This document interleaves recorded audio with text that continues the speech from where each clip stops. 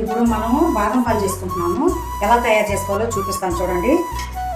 2.5 litre పాలండి, sugar 1 cup, ఇలాచీ powder, బాదం పప్పు, జీడిపప్పు, బాదం పొడి అండి. ఈ పాలు కాసుకోవాలండి. ఈ వాటర్ వేసి ఇది కలుపుకోవాలి. పొడి పాలు మరిగిన తర్వాత పొయ్యి మీద పెడుతున్నానండి. వేస్తున్నాను చూడండి. ఈ బాదం పొడి ఇలా కలిపి పెట్టుకొని ఇలా వేసుకోవాలి పాలలో.